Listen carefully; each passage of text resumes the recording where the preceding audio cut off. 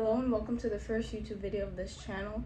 So this video is going to be about a tip to become pitch perfect. This is not a video to go off of like learning a song like 2 seconds just based on hearing all the notes and chords, but this is a way to like help you be able to determine notes on the fly. Maybe you need to do some like brainstorming about it a bit in the beginning, but eventually it will become intuitive. And this is something I'm still practicing myself. It's not perfect, but it's just something I do in my head, and I thought, hey, might as well. There's 3 main things for this. The first one is to remember the notes of songs that you already know. So like, let's say you learn a song, and you remember the notes of that song that you learned. And then you hear a note that you wanted to determine which one it is. If you remember back to that song, you have to remember it in tune. If you remember in tune, you can remember, oh yeah, this song has a C note, and this note that I'm hearing sounds exactly the same as a note that I determined as a C note. So I'm going to say this note that I'm hearing is a C note. So an example of that, the way I remember a C note on the fly is by remembering the first note of House of Gold by 21 Pilots, C.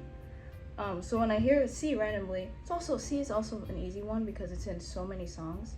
But yeah, if you just randomly hear C and you connect it back to a song you already know, you're gonna say, oh yeah, this is C.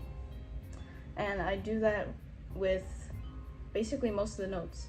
I don't really do it with like sharps and flats. I'll explain why, but for natural notes I do. So I'll go through all the natural notes. For A, I have Simmer by Hayley Williams. For B, I have Ode to Sleep by 21 Pilots. For C, I said before, House of Gold by 21 Pilots. For D, I have Megalovania, Undertale soundtrack. For E, I have About a Girl by Nirvana.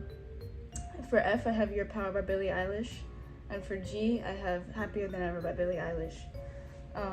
You can kind of see the music taste in here, but yes, that's what I go off of most of the time. Another thing I do is remembering the guitar tuning. So I play guitar.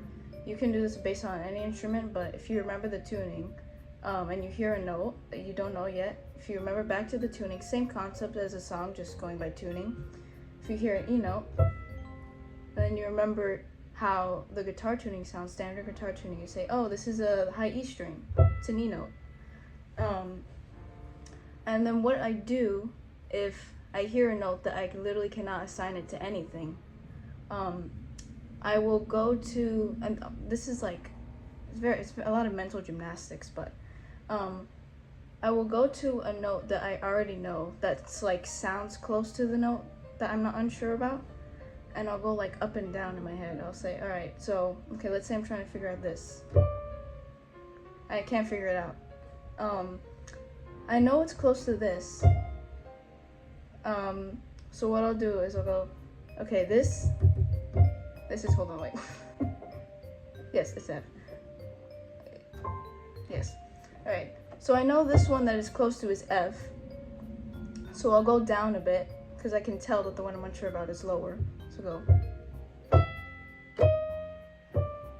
I'll go, oh, it's 4 notes lower, so that means it's gotta be D. And there you go, that's the principle. So if it's higher than F, so say it's over here, same note, just an octave higher, I'll go all the way up, and I'll determine it by that. So yeah, those are the 3 main ways to determine notes on the fly. You can kind of be pitch perfect. It's pretty cool. But yeah, maybe try using it if you haven't before.